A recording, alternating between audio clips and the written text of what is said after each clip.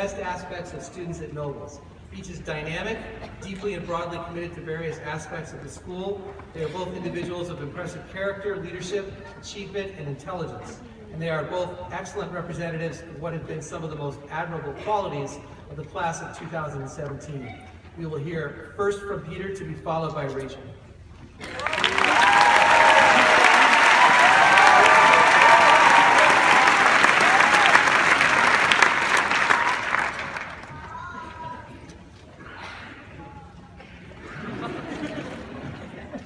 In 8th grade, the golden age of my athleticism, I tried a new sport, football.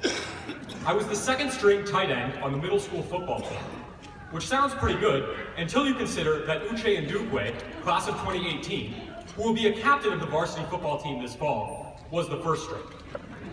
Our standard formation included 2 tight ends on the field, so I got a lot of playing time, but most games I ended up feeling like the bell that rings at the end of assembly.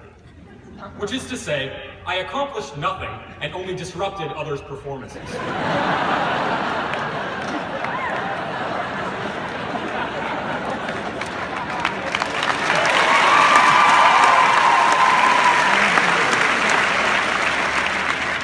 Come on, what's going on with that guy?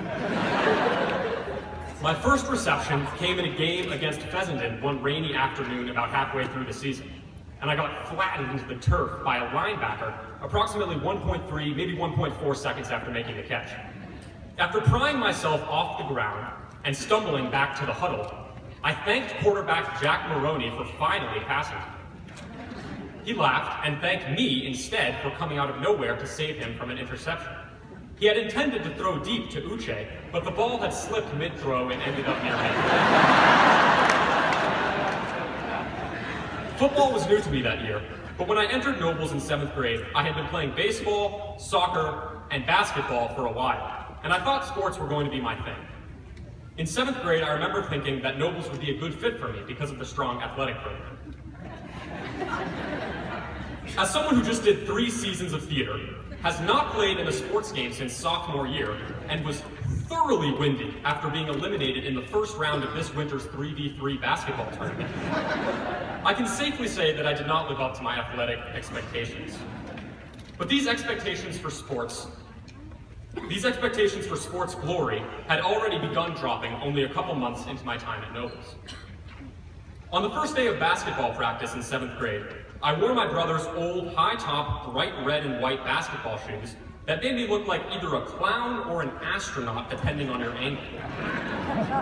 After an hour and a half of airballing threes and layups alike, I dejectedly walked back up to the middle school and sat in Mr. Gifford's office with a couple other 7th graders, eating candy and rice cakes, as I wondered whether I even liked playing basketball. The girl I had a crush on was in the office too, and started talking to Mr. Gifford about how she was doing the middle school play. I paused for a second, then thought to myself, what a great opportunity. Long story short, I ended up being the only guy in the middle school play that year. And although it didn't work out with the crush, I enjoyed my experience in theater and continued being in plays and acting classes for the next few years. But I briefly abandoned both theater and sports when I attended school year abroad Italy last year. I could talk for hours about the 9 months I spent living with an Italian host family while taking classes at an American school. I could tell you about the time my host brother's soccer team got rowdy in a pizzeria and knocked over a medieval banister. Or the time I spoke with a cafe owner in a Sicilian hill town about his opinion on the nearby immigrant camp. Or the time I was taking the bus home after school when the driver pulled over and parked for a few minutes to whistle at a passing dog. But those are all stories for another time. I will tell just one tale today that I think best embodies my experience last year as a whole. One cloudy February morning in Verona, a couple of friends and I were leaving an Airbnb apartment we had stayed in for the weekend, when a man standing outside the building's garage greeted us. We briefly said hello to him and continued towards the street. Then, out of nowhere, he asked if we wanted to see the collection of nativity scenes he had made. I stopped walking and turned around. Italians take their nativity scenes very seriously, so I knew these were going to be good.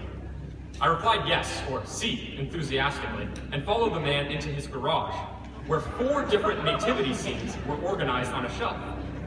Some had rotating platforms, others sparkled with flashing lights. He explained that except for a few pieces here and there, everything we saw was homemade. Caught up in the beauty of the man's craft, I didn't realize that neither of my friends had entered the garage with me. So there I was, standing in this man's garage, with just him and a couple of nativity scenes. I went outside and told them to come in. To which they responded, "Why did you go into the garage with that strange guy?" My year in Italy as a whole was kind of like me entering the garage that day. I traveled to a foreign place, spoke a foreign language, and engaged in a different culture. I took a risk by leaving friends behind and entering a new environment, but I ended up enjoying the program very much. As I approach the end of this speech, you might be thinking, how random that he ended up catching the misfired football that day.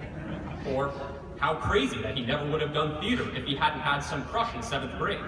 Or, how random that some Italian guy from Verona showed him a collection of handmade nativity scenes. But in reality, nothing is truly random or lacking context. Nothing can come out of the woodwork of life that isn't already inside.